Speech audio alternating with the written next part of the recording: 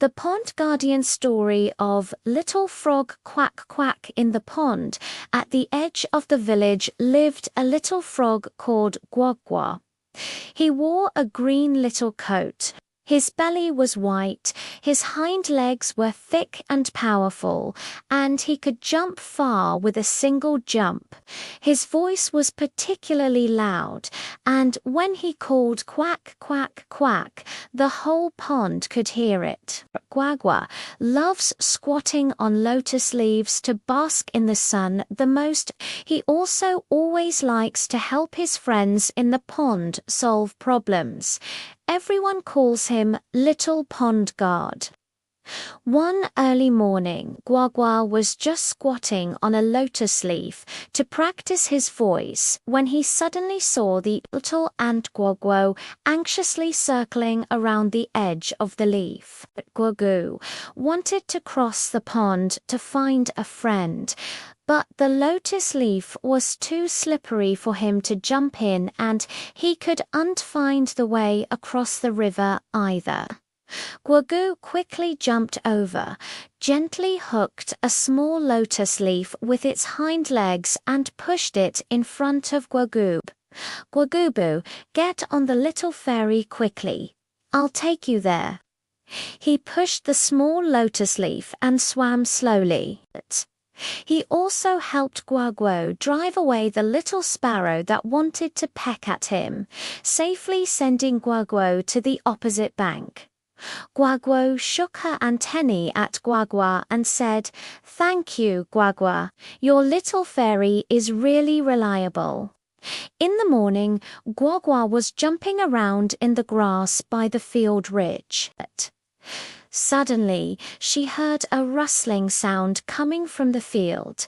It was many small insects gnawing at the corn leaves, and the corn seedlings were all crooked.呱呱immediately jumped into the field, kicked off its hind legs, and with a swish sound, it stuck out its tongue and caught a bug in an instant. In no time, it had caught all the pests nearby. The corn leaves slowly unfurled, as if nodding to呱呱. "Thank you,呱呱. We can grow up well again." At noon, the sun was scorching hot.呱呱saw the wings of the little dragonfly Ding Ding stuck to the water plants. Ding Ding flapped its wings desperately, but just couldn't break free. Guo swam over quickly, gently bit off the water plants with her mouth, and even licked the water droplets off Ding Ding's wings clean. Ding Ding flew up and circled Guo Guo twice, then gave him a shiny dewdrop. "Guo Guo, this little pearl is for you." In the evening, the setting sun dyed the pond orange. Guo Wa was sitting on the biggest lotus leaf, surrounded by Guo Guo, Ding Ding, and a little bee that had just got off work, buzzing around. Everyone was sharing sweet nectar and delicious dried insects. Guo Guo chewed the dried insects, looking at the smiling faces of her friends. She called out Guo Guo twice, feeling warm in her heart.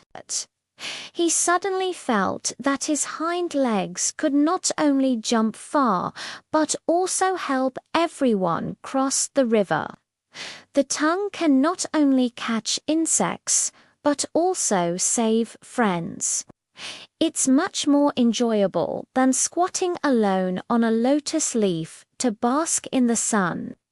It turns out that even a tiny frog can become a guardian of the pond by its own skills, bringing safety and happiness to every friend. When the moon rose, Guo Guo was still singing Guo Guo in the pond.